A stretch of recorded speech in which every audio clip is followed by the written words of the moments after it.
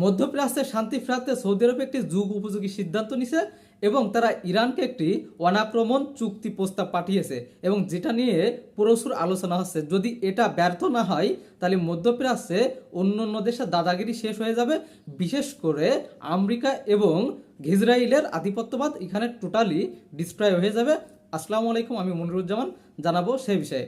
মধ্যপ্রাচ্যে শান্তির জন্য সৌদি আরব ইরানের কাছে একটি ওয়ান আক্রমণ চুক্তির প্রস্তাব পাঠিয়েছে, যার লক্ষ্যবস্তু আছে যে উপমহাদেশে বা তাদের মধ্যপ্রাচ্যের ভিতরে যে সাগরীয় অঞ্চলে যে উত্তেজনা আসে সেই উত্তেজনা ঠান্ডা করা, আস্তে আস্তে যে সিনায় যুদ্ধ আছে সেটা থেকে সরে আসা এবং যে ভূ উত্তেজনা আছে সেটাও কমে যাওয়া।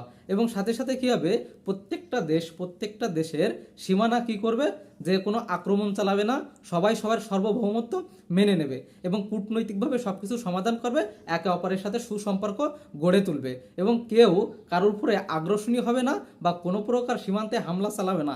ঠিক যেমনটা ইউরোপে হয়ে থাকে। ইউরোপে 1970 সালে যে প্রস্তাবটা করা হয়েছিল এবং যার কারণে ইউরোপ আজ একক ব্যাক হয়ে আছে, ঠিক তেমনই মডেল বা তেমনই একটি প্রস্তাব দিয়েছে সৌদি আরব মধ্যপ্রাচ্যের জন্য।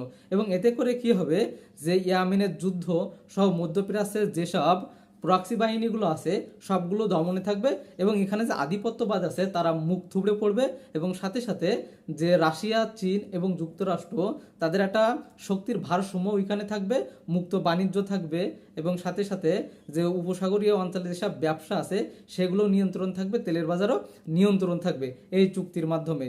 আর এটা যদি কার্যকর হয় তাহলে এখানে তো বলাই যাচ্ছে আলটিমেটলি যে যুক্তরাষ্ট্রের এখানে এখন কোনো কাজও থাকবে না। তবে এখানে বেশিরভাগ যতদূর ধারণা করা যাচ্ছে যে এই চুক্তি হয়তো বা যুক্তরাষ্ট্র কখনোই করতে দেবে না। চীন এটা করার জন্য উঠে পড়ে লাগবে, তবে যুক্তরাষ্ট্র এটা তাদের ক্ষমতা ধরে রাখার জন্য কখনোই করতে দেবে না, বিশেষ করে ইসরায়েলের জন্য। সে ইসরায়েল এখানে ডিস্ট্রয় হয়ে যাবে যদি এই প্রস্তাবনা কার্যকর হয়, যে কারণে তারা কখনোই দেবে না। তবে এই প্রস্তাব সৌদি আরব দেশে একটি যুগ উপযোগী প্রস্তাব এবং এর কারণে মধ্যপ্রাচ্যে হয়তো বা শান্তি আসতে পারে।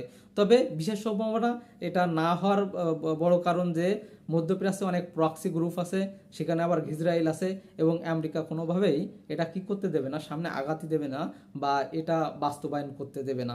তবে যদি এটা হয় তাহলে মধ্যপ্রাচ্য চিরতরের জন্য ঠান্ডা হয়ে যাবে। তবে দেখা যাক এই চুক্তি কতদূর আগায়। ইরান এবং সৌদি আরবের সমন্বয়ে দেখা যাক আসলে এই চুক্তি বাস্তবায়নের রূপ নেয় কিনা।